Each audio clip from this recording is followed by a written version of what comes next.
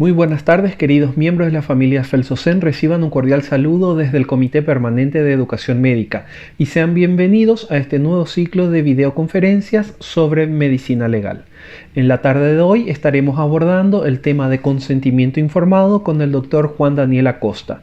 Él es médico egresado de la Universidad del Norte, especialista en nefrología e hipertensión, especialista en diabetología, magíster en medicina legal y ciencias forenses por la Universidad Nacional de Asunción, médico trasplantista de la Unidad de Trasplante Renal del Instituto de Previsión Social, miembro del Comité de Ética de la Carrera de Medicina de la Universidad del Norte, docente universitario y miembro del Consejo de Asesores de la SOSEN Uninorte. Cuenta además con numerosos trabajos científicos tanto a nivel nacional como internacional. Damos la bienvenida al doctor Juan Acosta, quien se encuentra ya presente con nosotros. Y de esta manera iniciamos nuestra videoconferencia del día de hoy. Adelante, doctor, estamos con usted. Buenas, apreciados estudiantes. A partir de ahora vamos a estar dando un poco un tema bastante importante también en el ámbito médico, que es acerca del consentimiento informado.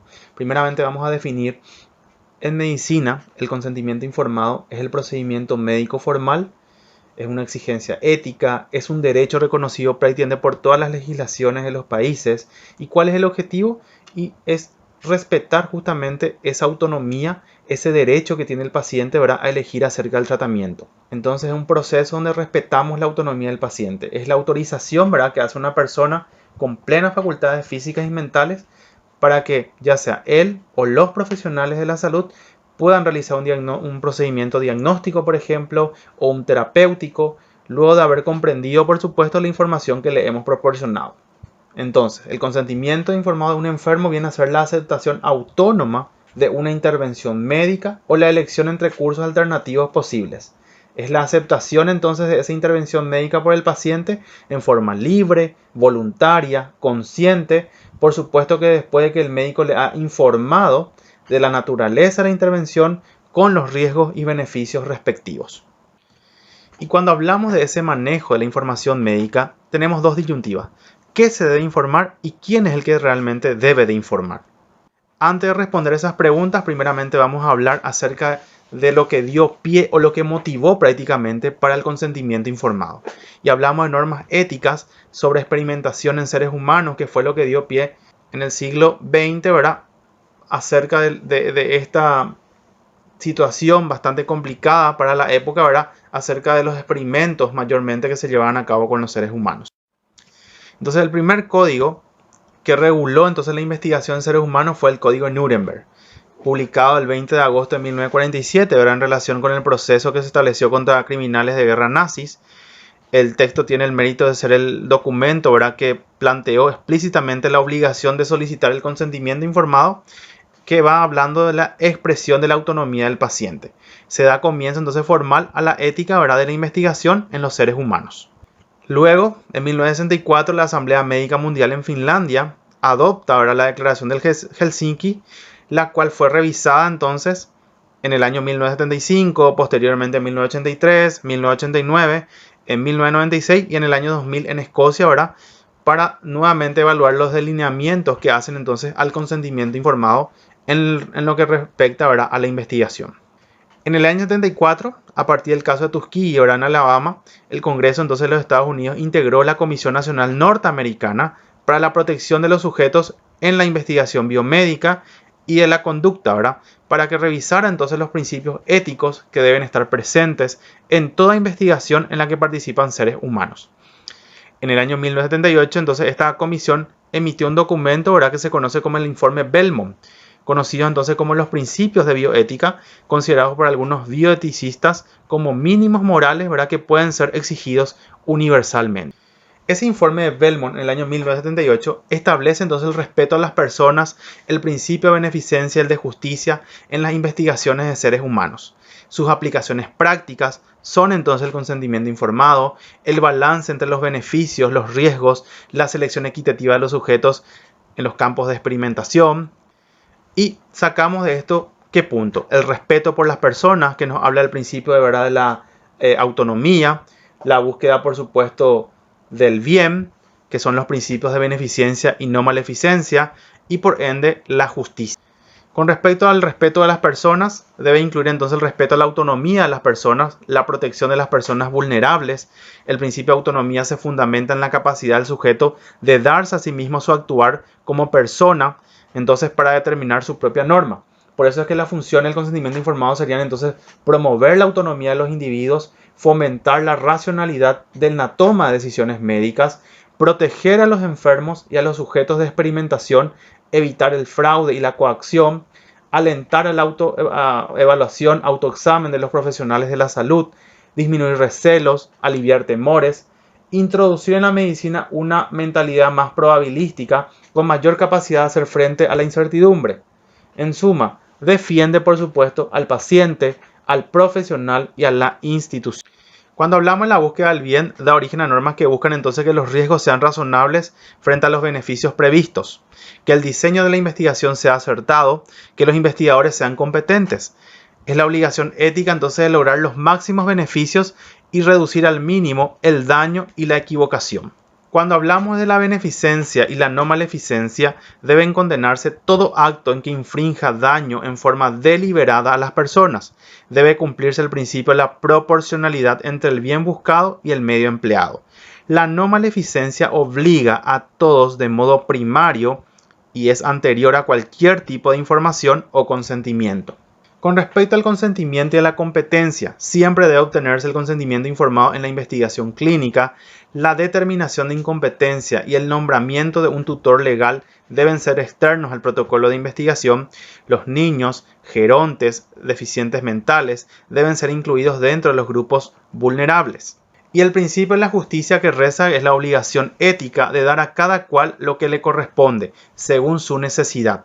En investigación es aplicable la justicia distributiva, que exige entonces la distribución equitativa de costos y beneficios. Entonces, como verán, en todos estos principios, donde el consentimiento informado entonces quiere lograr, digamos de alguna manera, salvaguardar al paciente, al médico mismo, ¿verdad?, que es el profesional, y por supuesto también a la institución, tratando entonces de fomentar esa racionalidad en la toma de decisiones, promoviendo y respetando siempre la autonomía y el deseo del paciente. En el año 1982 se publicó entonces la proposición de pautas internacionales para la investigación biomédica, donde participan sujetos humanos y una de las guías internacionales más valiosas en el área de la salud. Entonces ya habla de las guías éticas internacionales para la investigación biomédica, que participaron obviamente seres humanos, pero nuevamente el consentimiento informado forma el estandarte o es parte primordial justamente de todas estas personas que van a formar parte de investigaciones. Pero no solamente investigaciones, en el ámbito laboral, todos los que trabajamos en el área de la salud, desde el personal de enfermería, personal médico mismo, estamos obligados a comentarle todo al paciente. Cuando vamos a hacer una vía venosa o cuando le vamos a hacer una vía, el personal de enfermería le va a colocar un acceso venoso, está obligado a decirle para qué ese acceso, qué es lo que le va a colocar. El paciente debe saber en todo momento qué es lo que se le está haciendo, qué es lo que se le está administrando, para qué estamos haciendo eso, porque es un derecho del paciente y está en su autonomía justamente decidir si acepta o no acepta, una vez que le pusimos, ¿verdad?, a la carta los beneficios, por supuesto, y los riesgos también que implican cada una de las decisiones que vamos acompañando juntamente médico con paciente. Con el fin de ajustar dichas guías, entonces en referencia a ensayos a gran escala, entonces vamos viendo que estas guías internacionales van permitiendo entonces de alguna manera regular todo lo que implica el ámbito de la investigación, pero sacando un poco esa investigación de lado, también el ámbito profesional. De memoria, el consentimiento informado viene entonces el informe Belmont en el año 1978, donde ya se manejaban los términos de beneficencia, no maleficencia, el respeto por las personas y la justicia. El respeto por las personas que implica confidencialidad, la veracidad, el consentimiento informado. Cuando hablamos entonces de modelo de beneficencia, hablamos también de un modelo de autonomía, el criterio de la práctica profesional, el privilegio terapéutico, el respeto por las decisiones de las personas. Es decir, en todo momento no estamos como para coaccionar al paciente, sino para ayudar a que pueda tomar la mejor decisión dentro del proceso o si la enfermedad lo permite, ya sea de manera diagnóstica o de tratamiento, o si el paciente refiere que no quiere seguir tal o cual tratamiento, bueno, debemos respetar siempre la decisión del paciente y hablar también con los familiares qué riesgos conlleva ello, pero siempre se respeta, nunca coaccionar. Dentro de ese manejo entonces de la información médica, el consentimiento informado habla de la toma de la decisión médica. La decisión que puede ir desde el punto de vista biológico, médico-legal, bioético o una decisión económica. Pero siempre tiene que haber una decisión racional. La razón debe de primar. Es cierto, hay que respetar por supuesto la autonomía del paciente, pero siempre hablando desde la razón también y haciéndole entender los beneficios, por supuesto, pero también los riesgos que podría correr el paciente si hace o no hace tal o cual tratamiento o tal o cual diagnóstico. Y por supuesto, comunicar. Una vez que se toma la comunicación, uno decide que racionalmente hablando qué es lo mejor o qué le convendría al paciente según el estadio de la enfermedad, lo comunica. Y a partir de esa comunicación debemos de dar o de otorgar a ese paciente la autonomía. Pero para ello, por supuesto, debemos dar una información veraz, la información confidencial y por supuesto aceptar la decisión del paciente, pues es finalmente quien padece la enfermedad y quien finalmente sufre las consecuencias de los actos. Entonces, y todo eso implicado ¿dónde? En el consentimiento informado. Entonces, el consentimiento informado, ¿qué implica?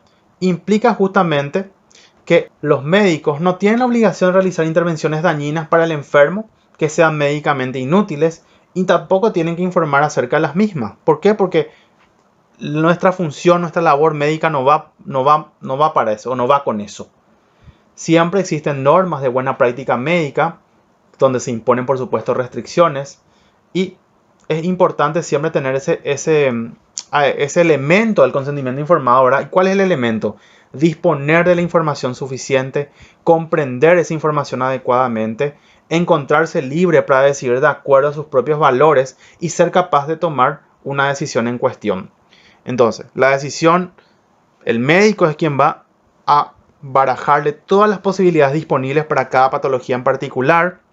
Debe haber una comunicación y por supuesto el paciente debe de recibir esa comunicación y tenemos que asegurarnos de que el paciente haya comprendido por medio de la información veraz, haya entendido y finalmente esté en libertad de decidir por el mismo principio de autonomía, es decir, discernimiento, intención, libertad, evitando siempre esa coerción.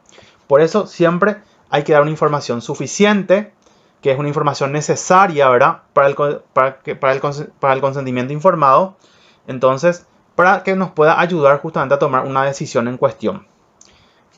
Siempre teniendo como objetivo, ¿qué cosa? Que con esa información procuremos, ¿verdad? Que el enfermo adquiera la información precisa, realista y sobre todo que él pueda evaluar entonces los riesgos y los beneficios para realizar tal o cual sea diagnóstico o sea tratamiento. También debemos asegurarnos de que tenga una comprensión adecuada. Debemos de asegurarnos de la capacidad de comprensión de nuestros pacientes.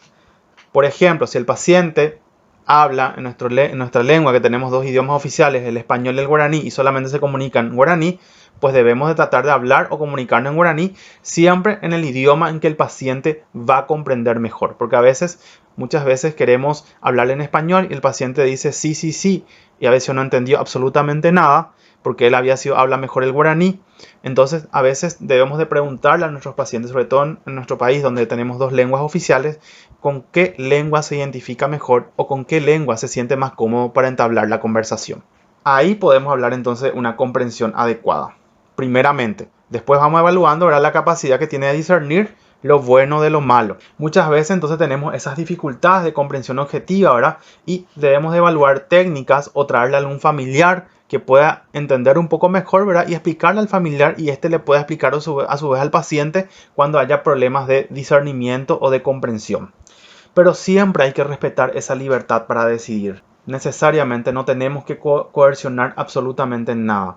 La voluntariedad es cuestión entonces de grado, que puede estar limitada en mayor o menor medida, y siempre se respeta la autonomía del paciente.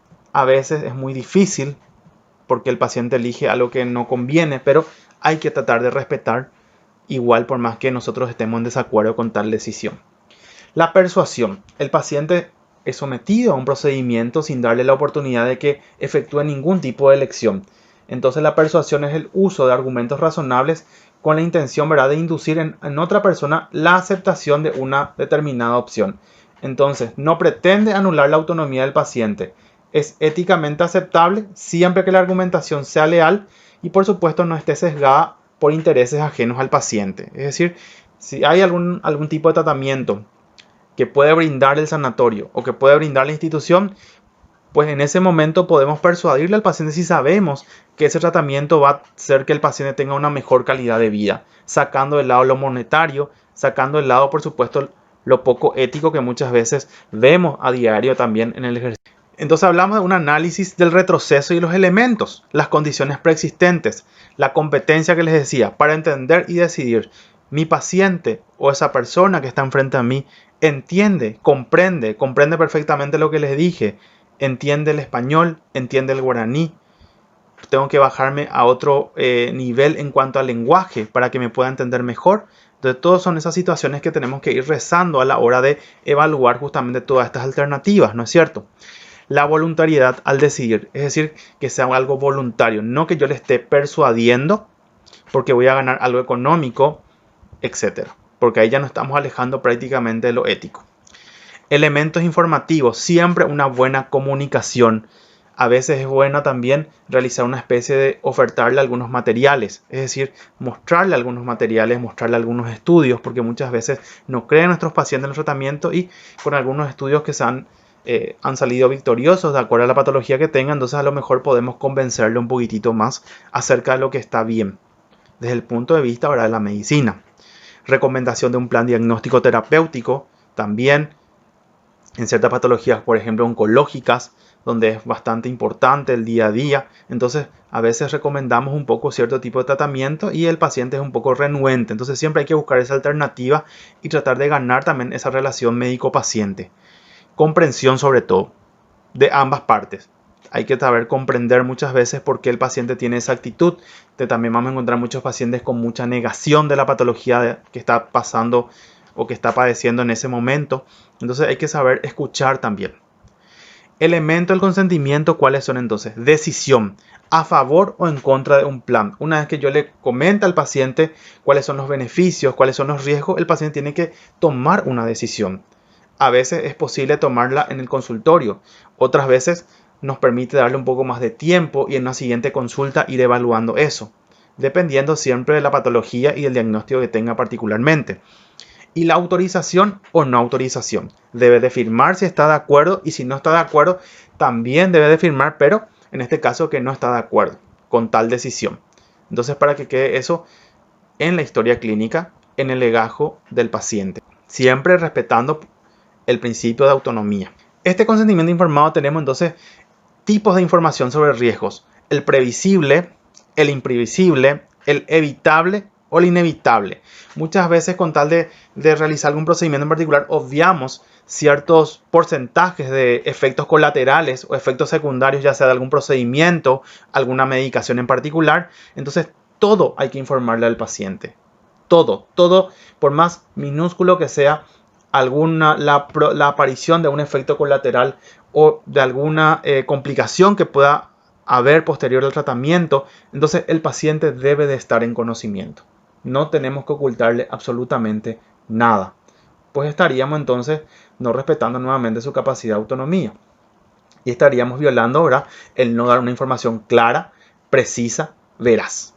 Entonces, consecuencias seguras de la intervención, los riesgos típicos, los riesgos personalizados, cuáles son las contraindicaciones, la disponibilidad explícita a ampliar la información.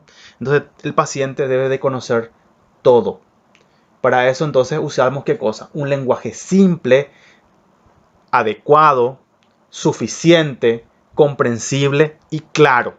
Parece muy fácil decirlo, pero estando en el campo de batalla y con el paciente día a día se complica muchas veces porque a veces el paciente viene ya renuente al tratamiento, renuente a algún diagnóstico. Entonces hay que ganar nuevamente esa relación médico-paciente y de a poco únicamente podremos lograr eso. Eso no se logra en la primera consulta ni en la segunda, tal vez en una cuarta, quinta, donde tenemos que generar también un espacio de confianza. Esa relación médico-paciente que es justamente el protagonismo muchas veces de la toma de decisiones porque el paciente confía ciegamente en nosotros. Entonces no debemos nunca nosotros de defraudar a nuestros pacientes. Siempre hay que hablar con la verdad. Aunque a veces sea muy dolorosa, pero siempre tenemos que comentarle todo. lo bueno y lo malo. Y a partir de él él o ella puedan decidir justamente qué es lo que quieren para su tratamiento, ¿verdad? O para su diagnóstico o para continuar con la terapéutica. ¿Qué se debe comunicar? La técnica, cuando hablamos por ejemplo de procedimientos quirúrgicos, sean menores, sean mayores, la técnica, los beneficios, las consecuencias seguras, los riesgos inherentes a la intervención, aquellas complicaciones que no quiero que ocurra pero ocurren, todo eso hay que comentarle, porque después vienen los familiares y te dicen, a mí nunca nadie me avisó eso. Ya vienen y hablan de mala praxis, y eso no era una mala praxis, era algo que podía haber ocurrido.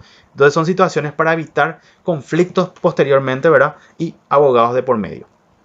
Las molestias habituales, los riesgos personalizados, cuáles son las contraindicaciones para ciertos diagnósticos o para ciertos tratamientos, cuáles son los procedimientos alternativos, nunca encerrarnos en un solo procedimiento, si es que hay 2, 3, 4, contarle el primero, el segundo, el tercero, cuáles son las alternativas que va teniendo y que pueden ser factibles también de lograr un buen éxito.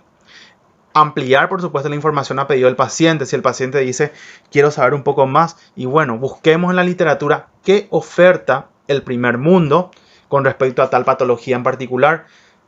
Podemos mostrarle lo que oferta el primer mundo. Si no tenemos nuestro centro, por supuesto, les decimos, el primer mundo oferta esto. Lastimosamente en mi país o en mi centro no cuento con esta terapéutica. Es libre, por supuesto, de ir al extranjero si es que tiene condiciones, por supuesto. Entonces, nunca ocultarle nada al paciente. Siempre comentarle absolutamente todo. Y también negativa. Postergación y negativa también hay que respetar siempre. Y si el paciente quiere postergar algo, bueno, le comentamos los riesgos de la postergación en el caso de que hayan riesgos. Y si se niega a recibir algún tipo de tratamiento, respetamos esa decisión y le hacemos firmar siempre a él y al familiar, por supuesto, para evitar inconvenientes el día de mañana.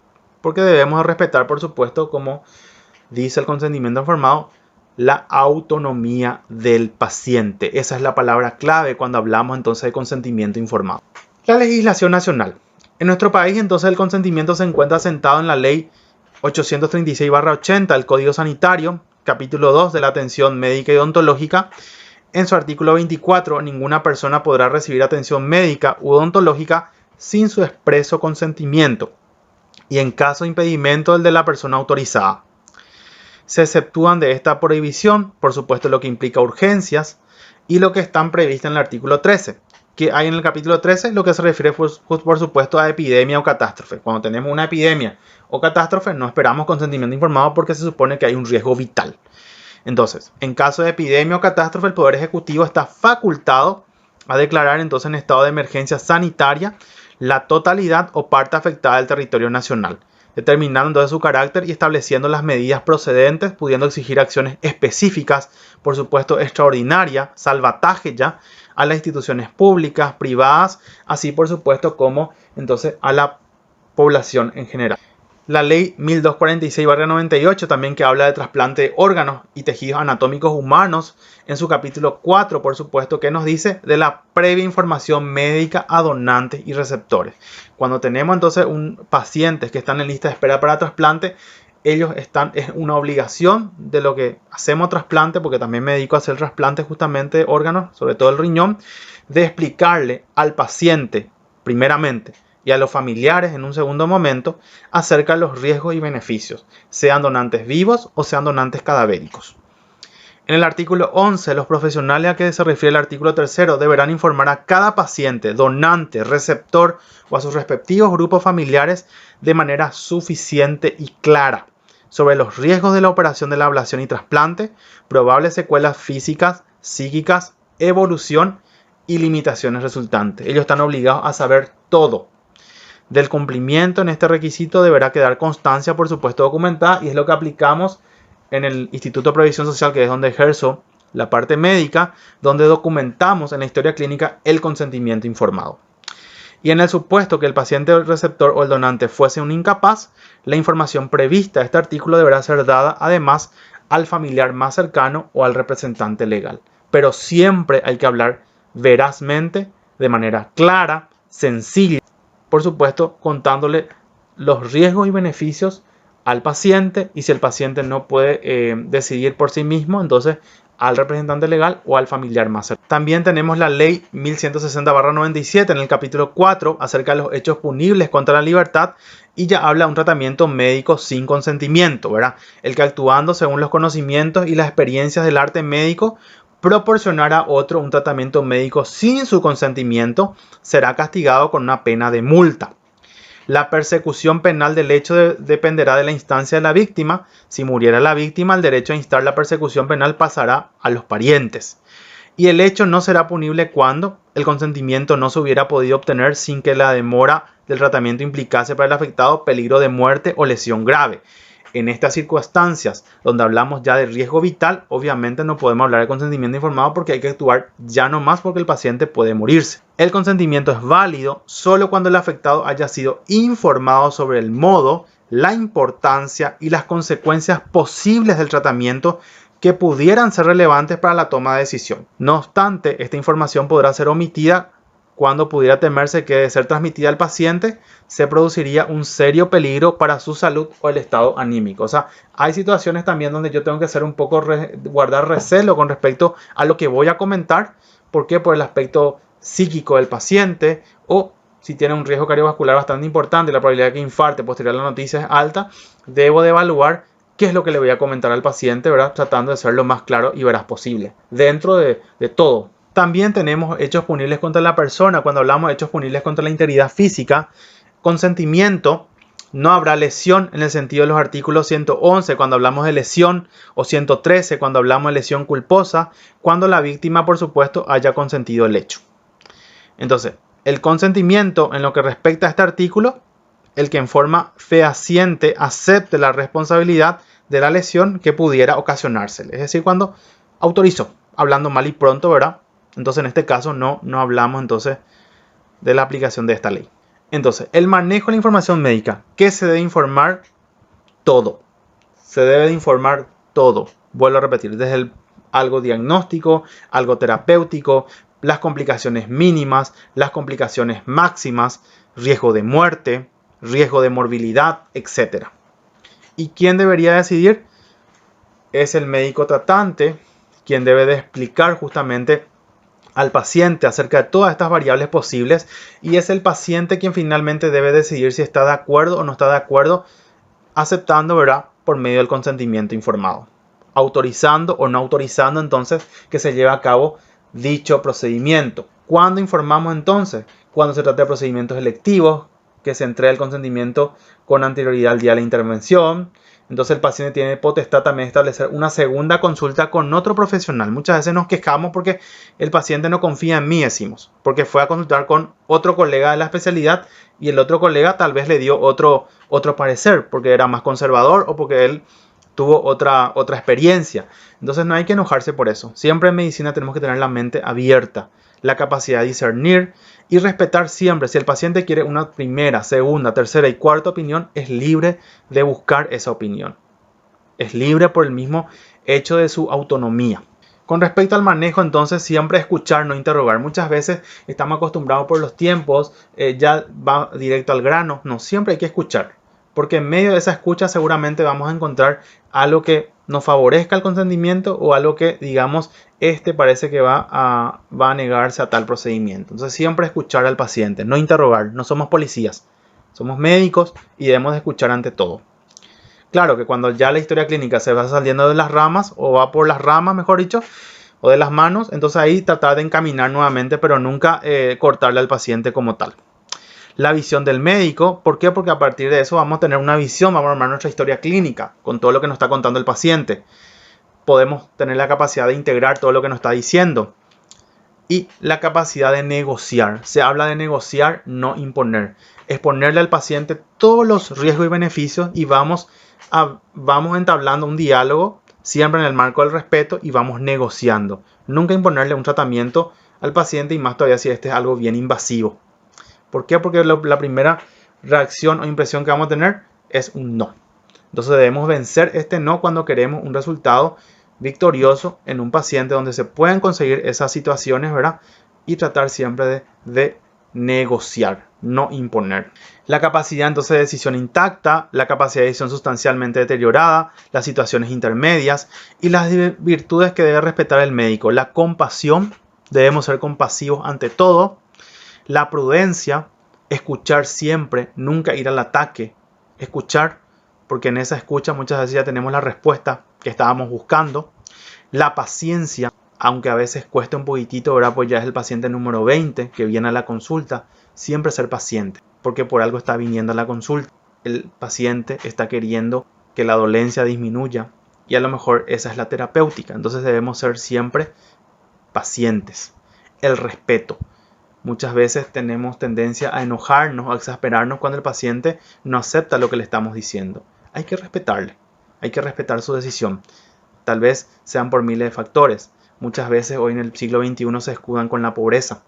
Entonces hay que evaluar cuál es la condición socioeconómica que tiene ese paciente, cuál es el grado de culturalización que tiene, hasta qué grado fue a la escuela, terminó la primaria, terminó la secundaria, es universitario. Entonces son muchos factores que tenemos que evaluar y nuevamente llegamos al nivel, por supuesto, sociocultural.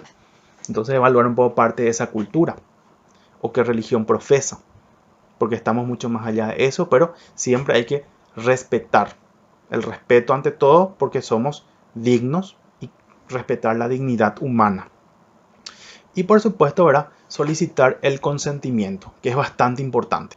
Entonces, la información que se le debe proporcionar al paciente debe ser suficiente, explicándole el procedimiento, los riesgos, el tiempo de intervención, el proceso de recuperación, las consecuencias de no someterse al procedimiento, los beneficios que podría tener si se hace el procedimiento y las alternativas disponibles también. Permanente y continua, explicándole la evolución del tratamiento y por supuesto, ¿verdad?, de los resultados. Debe ser clara, completa, basada en evidencia científica. Si hay que bajarle los artículos y mostrarle y describirle, pues le bajamos los artículos, le demostramos y le escribimos acerca de los beneficios que queremos lograr con ese paciente. En el idioma más comprensible para el paciente. Vuelvo a repetir, somos un país bilingüe. Tenemos dos lenguas oficiales, el español y el guaraní.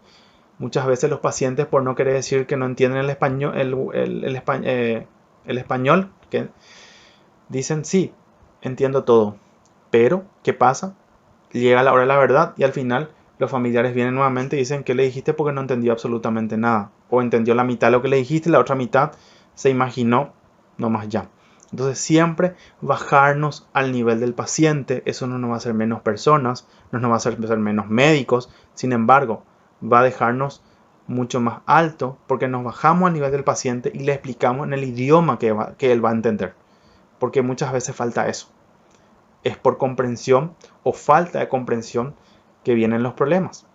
El paciente dice entender, yo creí que me hice entender y está entre el que creí y no fue así, había sido. Entonces siempre tratar de ser comprensibles y explicarle en el idioma que el paciente va a comprender mejor. Excepciones. Por supuesto también que existen excepciones, como cuáles. Se reconocen situaciones excepcionales en las que se podría iniciar un procedimiento o tratamiento médico sin contar, por supuesto, con el consentimiento informado. Conforme, por supuesto, a la resolución del Ministerio de Salud Pública y Bienestar Social, los casos especiales, donde nuevamente hablamos de emergencia o riesgo vital. Ahí se dificulta un poco porque la vida del paciente es el que está en riesgo, no estamos con tiempo para firmas ni demás, entonces se tiene que hacer lo que dicte la medicina en ese momento. Y después, en todo caso, se le explica a los familiares que se actuó bajo esas condiciones por la emergencia sanitaria o porque había un riesgo vital.